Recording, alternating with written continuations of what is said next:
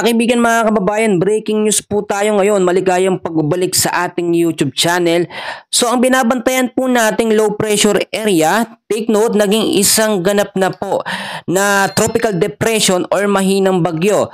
So ipapakita ko sa inyo mabuti yung kanyang pagkilos at yung mga lugar po na posibleng maapektuhan.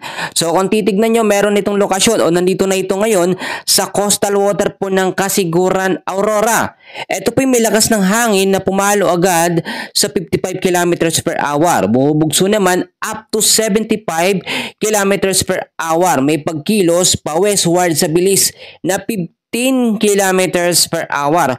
Kung makikita nyo mga kaibigan sa kanyang pagkilos ay tatawirin niya ang Central at Northern Luzon. Sa mga oras na ito ay nakakaranas tayo ng hindi magandang panahon. Bukod ho dyan ay may isa pang low pressure area na minomonitor mga kaibigan dito po sa may bandang east of southeastern Mindanao.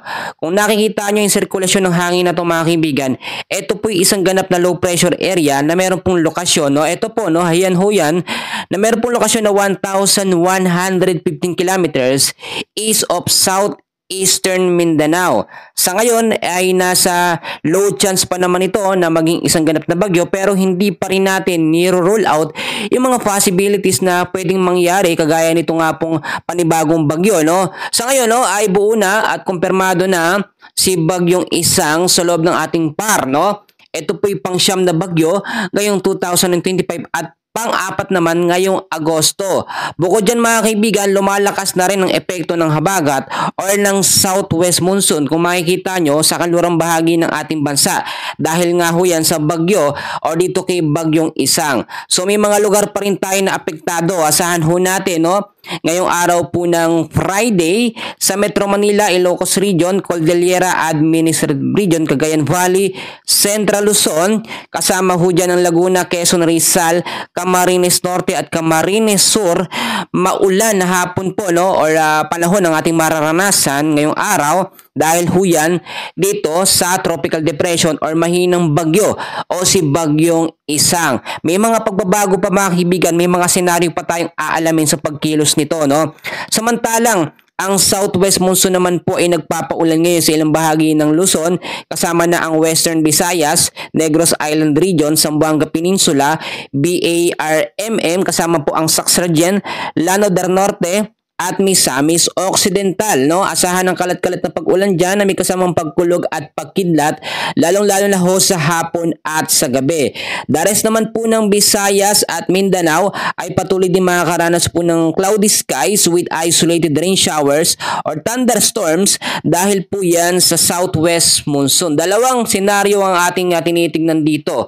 Kapag tumawid po etong si Bagyong Isang dito sa ilang bahagi ng Luzon, patuloy na lalakas pong epekto ng habagat or southwest monsoon sa kanlurang bahagi ng ating bansa. Nagkakaroon po sila ng interaction. So ngayon, dahil sa interaction na yan, meron tayo, nakabuo tayo ngayon na tinatawag na heavy rainfall warning. May mga lugar na apektado ng dami ng ulan, so alamin natin yan. Inaasahan ngayong araw mga kaibigan, ang 50 to 100 mm ang dami ng ulan sa Cagayan, Isabela, kasama po dyan ng Quirino, Nueva Vizcaya, Nueva Ecija, Tarlac, Ifugao, Benguet, La Union, Bataan, Zambales, Pangasinan, Aurora, Quezon, Camarines Norte, at Camarines Sur. Inaasahan naman sa Bukaso, 50 to 100 mm sa dami ng ulan sa Pangasinan at Zambales. Heavy rainfall warning din po dahil po sa habagat. Ito yung habagat mga kaibigan. So kanlurang bahagi yung maapektuhan nito. 50 to 100 mm sa dami ng ulan sa Palawan, Occidental Mindoro, Oriental Mindoro, Cavite, Batangas, Marinduque, Romblon, Aklan, Antique, Albay, Sorsogon at Masbate. By tomorrow naman, 50 to 100 mm sa dami ng ulan sa Palawan, Occidental Mindoro at Antique. Muli kong ipapaalala sa inyo mga kaibigan na posible anumang oras ay itaas po ang storm wind signal number 1 sa ilang bahagi ng Luzon. Lalakas ng hangin from 39 to 50 kilometers per hour. So patuloy natin babantayan ng pagkilos nga po nitong si Bagyong Isang na ngayon nga po tumatawid na sa ating Philippine landmass.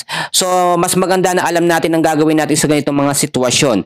Mga kaibigan, meron tayong update mamaya muli sa lagay ng ating panahon. And please, huwag kakalimutan mag-like, subscribe, and pakishare na rin ang ating update sa ating mga kababayan. Maraming salamat.